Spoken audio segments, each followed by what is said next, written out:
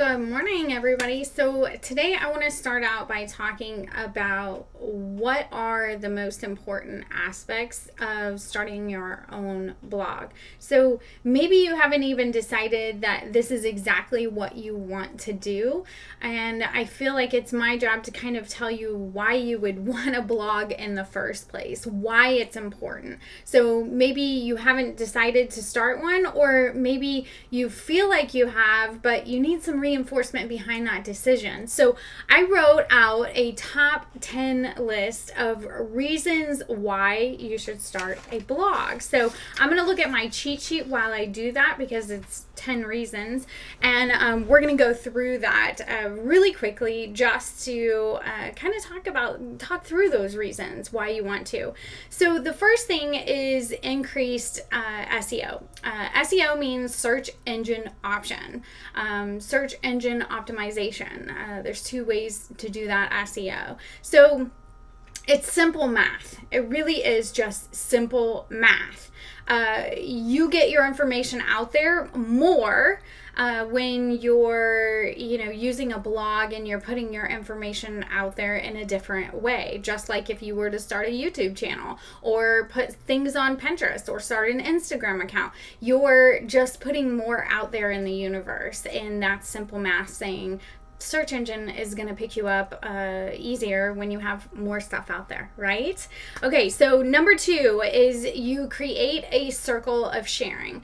And I talk about this throughout all of my trainings. I'm really, really big on taking something that you do and sharing it on multiple platforms, because then you tell Google, hey, I'm really important because I not only have this here, but I have it here, here, here, and here.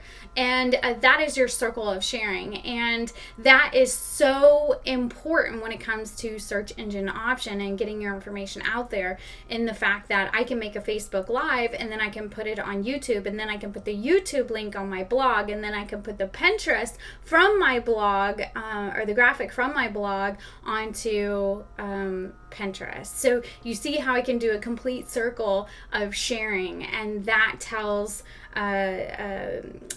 Google search engines, that tells all search engines, not just Google, that this is important content, and it's not just in one place, it's all over the place. So number 3 is you're establishing your spot as a serious contender, and that just means, oh, she has a blog. Like, oh, snap. She's got a blog now. And that means she's really just getting down to business, and she's serious about her business, and she wants to take it to the next level. That's really all it is, that you're a serious contender in your company and the world, and you're forgive me for my analogy, you're peeing on a fire hydrant and you're saying, this is my spot, this is mine. You are claiming your territory, and go pee on a fire hydrant. That's a Melissa euphemism if you've ever heard one. That's what it is. It's claiming your territory on the World Wide Web. You're building your authority in your industry. That's number 4. So what do I mean by that? It's basically taking instant leader status. You can have leaders in your company that aren't really leaders at all. A title does not make you a leader. When you start to break boundaries and you start to build paths for people coming to follow your lead, that's when you become a leader. When you build the way for others, when you start sharing information that will help other people, you become that leader. And that's what I feel like in your industry and your company, you really just kind of become an instant leader by taking a new path that not many others take. Okay. Number 5 is you increase your lead generation. Lead generation is pulling in new people all the time in many different ways. Now on Facebook, we use that in all kinds of different ways. We use jot forms to get their information. We ask them to message us. There's all kinds of ways you can do that. But on your blog, guess what? You write a blog post and you can write, follow me on Facebook. Here's my link to Instagram. Subscribe to my YouTube channel. Don't forget to follow me on Pinterest. And you're literally creating this huge cloud as your signature on your blog post. And not only that, but you can have lead capture pages when they come to your blog, and you can have a tab that says message me that sends them directly to your Facebook business page messenger. There's so many different things that you can do, that you can have a subscribe button that will actually give you their information to go into your business lead pool. So there's so many ways that you can get a new lead generation from a blog. Number 6 is you finally get to express yourself, okay?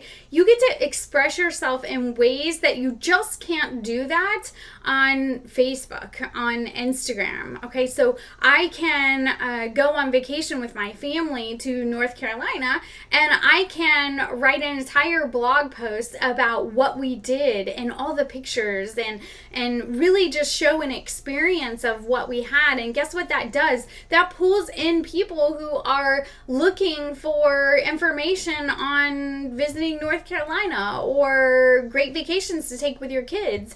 It's just a way to express yourself that it doesn't have anything to do with your business. And that's the thing. A blog, 80% of the time has nothing to do with your business at all. It's really just about expressing who you are as an individual and really getting your personality out there, okay?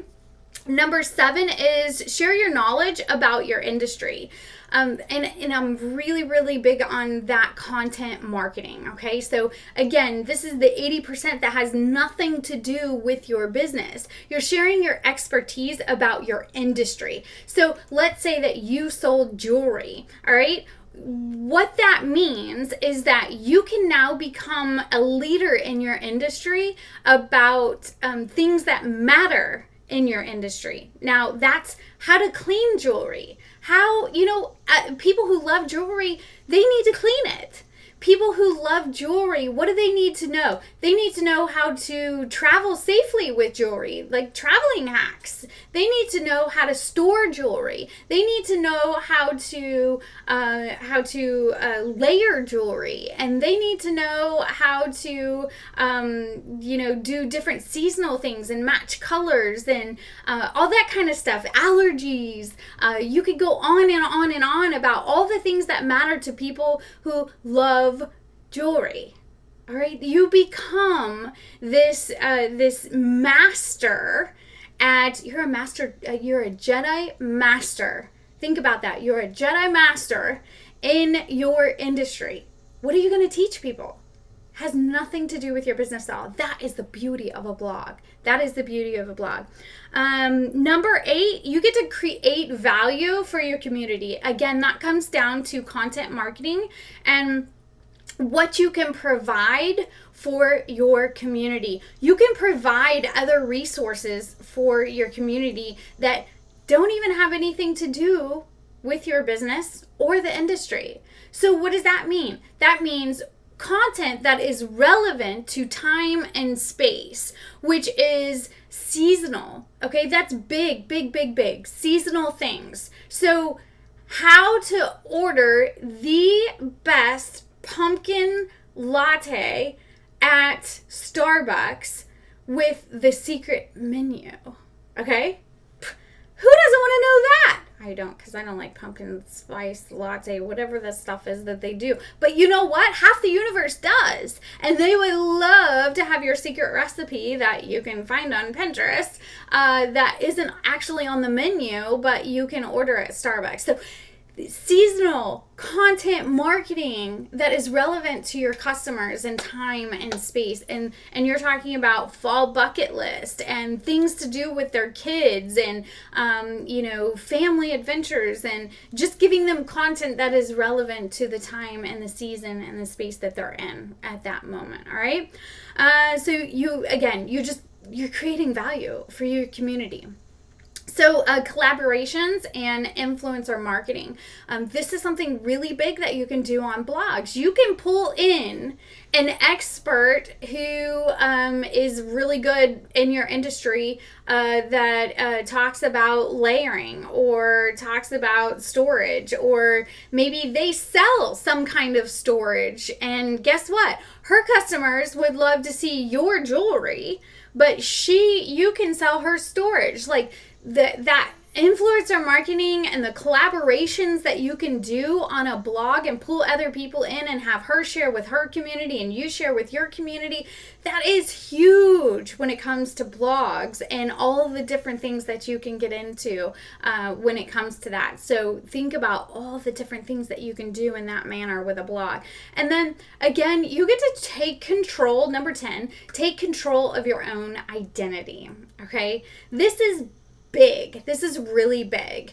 We talk about Seth Godin and The Purple Cow, one of my favorite all-time books. It's a marketing book, and Seth Godin is a genius, and he talks about being the purple cow. So basically, you have a bunch of black and white cows in your industry. How do you become the purple one to stand out? That's how you have to build a brand and a light around 10,000 people that are doing the same exact thing as you. How are you going to be different? How are you going to put your stamp on the world? And how are you going to create your own identity and your own brand? You can build that with a blog. So that is my quick top 10 ways that you really need. That's the reasons why you need to start a blog from Melissa. That's my best advice on the push that you need to really get started with your own blog.